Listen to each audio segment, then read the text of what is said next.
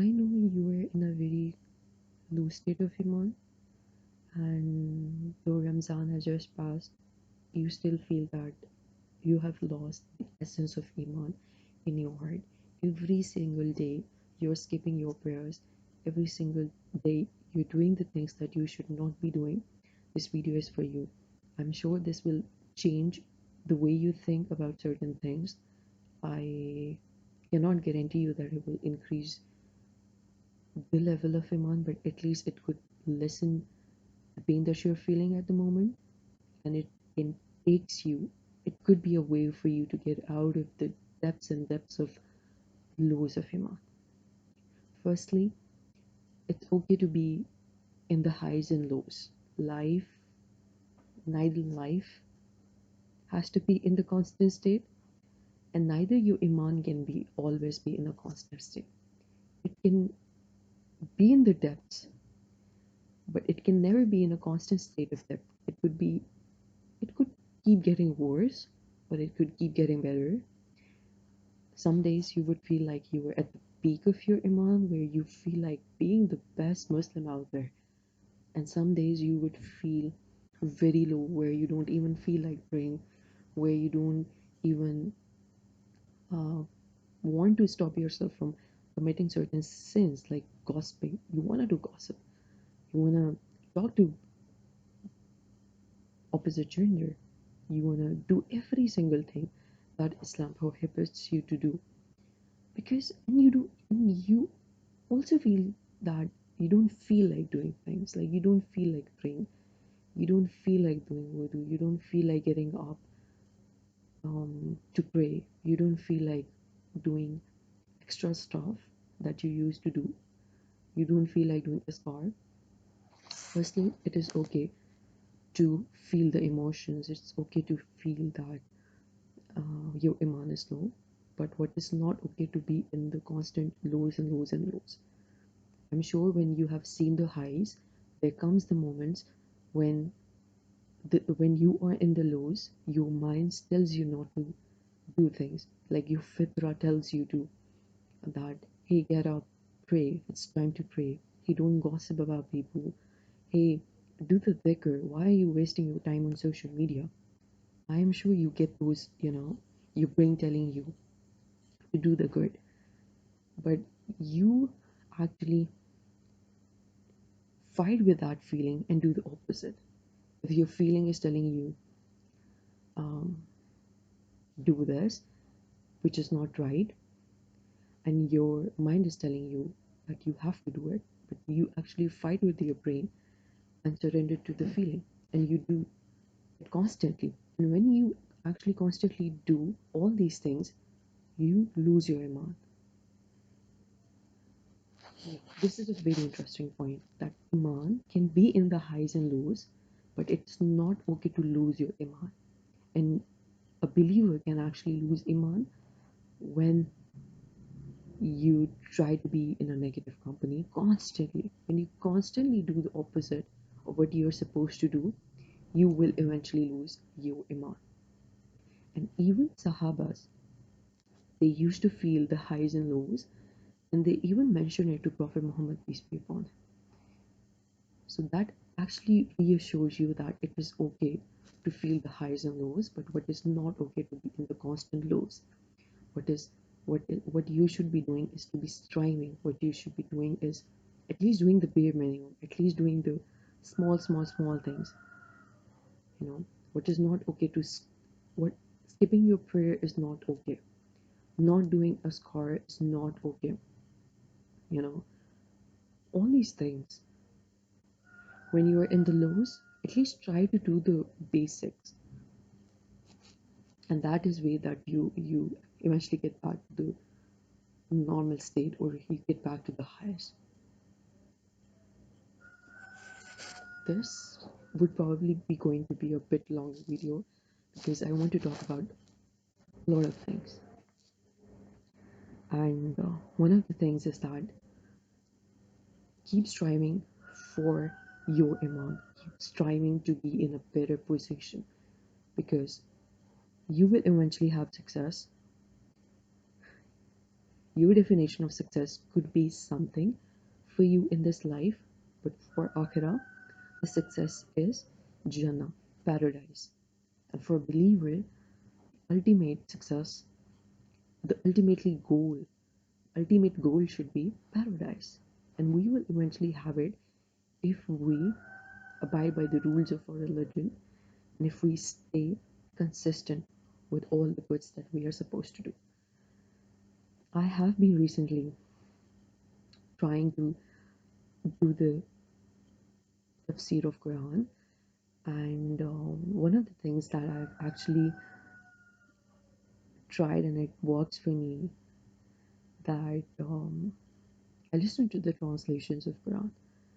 Like when it is Friday, I will not only read Surah Kaf, but I would actually listen to the translation of Surah Kaf because I'm not a native Arab. I don't speak Arab, but I can read Arab, you know.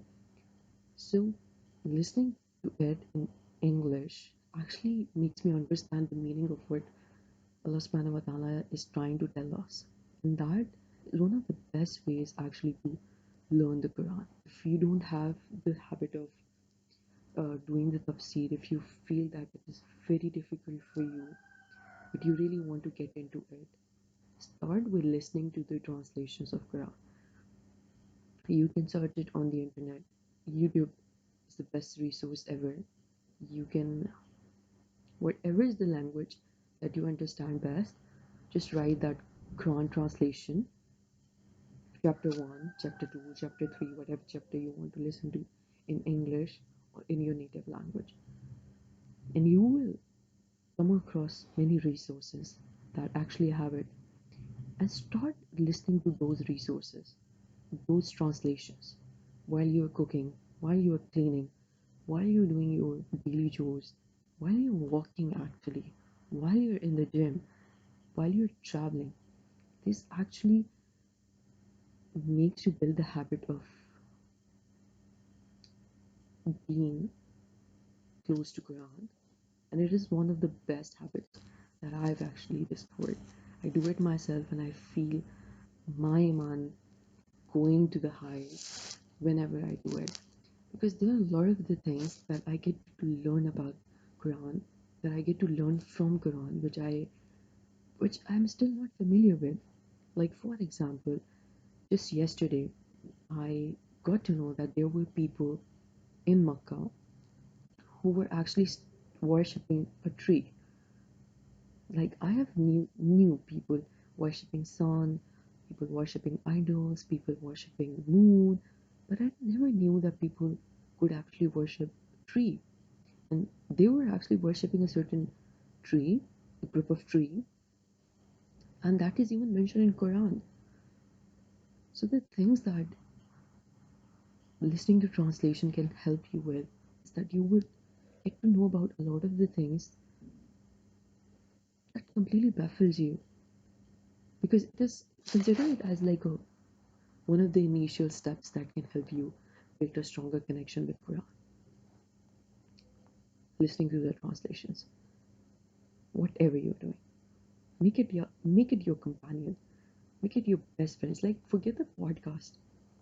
If you have the habit of listening to audiobooks, if you have the habit of listening to podcasts, replace it with listening to Quranic translations, chapter by chapter, surah by surah, whatever you want to listen to. Like if you're reading Surah Yasin, go search its translation and see what Allah subhanahu wa ta'ala is talking about in that chapter, in that surah. And when I used to do that, one of the things that I learned was that in Quran, Allah subhanahu wa ta'ala swears by a lot of things like the day of judgment, about the city of Makkah even. And one of the things which is very, very consistent in the entire Quran is the day of judgment. And the thing that I have understood from it is that the time when it was revealed, were revealing in Makkah, people were not kind of familiar with the concept of worshipping one creator because they were idol worshippers. And the concept of Day of Qiyamah was very new for them. It was the most strangest thing ever. They get it like, okay, it's like providing someone with information. They tell you that, hey, you are worshipping idols. You are worshipping whoever you want to. Like if you feel like you want to worship this particular figure, you just make a idol of it and you start worshipping, because there were like multiple idols that they were worshipping, no, not the just single one. And then a person comes and tells you that whatever you're worshipping, you should not be worshipping, because there's just one single creator. And if you have to worship that creator, you don't have to create idols. Like, for example, whatever you're worshipping, that does not need the physical manifestation of it. That idea was new, but it was not very much strange. What was the most strangest thing? It was actually the day of judgment. That they will die and then they will be resurrected and they will be asked about every single thing that they have done in their entire life. Like that baffled him a lot. That whatever we are doing, the crimes, the kind of stuff that we are involved into, the bad things and all, we would be asked about it. And we're not even just to be supposed to be leaving them, you know, but rather we would be asked about it, whether we left it or not, why we did it, and if we left it, how you, like every single thing. And getting their heads around the concept of piano was difficult. And when you read the Quran, when you actually understand the life of Prophet Muhammad, peace be upon him, that there was Makkah period and then there was Medina period. Like he was in Makkah when the Quran started revealing, and then he had to do the hijrah and move to Medina. So the Makkah part has has mentions about the Day of Judgment more, because it was a very strange concept for them. And when you read the translation, when you go through the translations, like when you're listening to it, you would even come across a lot of times where Allah subhanahu wa ta'ala talks about Day of Judgment, that it is coming and it will surely come, and you will be held answerable, and you will be held accountable for everything that you have done.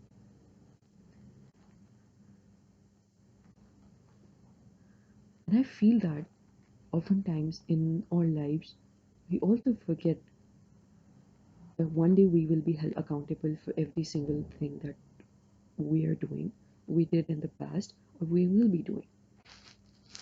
Every time we're so engrossed in everything that we are doing in this life, we forget that we will be held accountable. That one day we will be asked about even the minute things that we have done. A single thing. It completely takes you to a next level of iman when you start thinking about this one particular aspect of Quran, and that is the day of judgment. If nothing scares you more than this, forget about hell, forget about heaven. But even the day of judgment, when you start thinking about it, when you start contemplating upon it, that how the day would happen, how how you can, like, imagine yourself, like take your imaginations to that level that you start thinking about it during your day, that how would be the day of judgment, how would I be standing in front of Allah subhanahu wa ta'ala, and he would ask me about everything. Imagine your book of deeds being placed on your hand. Imagine, would it be right hand? Imagine, would it be left hand? If it would be right hand, how would you feel? If it would be left hand, how would you feel? You know, imagine when hell would be dragged with chains right in front of people and it would be roaring. How that would look like. I'm sure your imaginations cannot take us to that level, but at least we can start thinking about it. The more you think about certain things, the more you try to rectify your affairs. The more you will think about Jannah, the more you would think about hellfire, the more you think about heaven will actually make you rectify your affairs.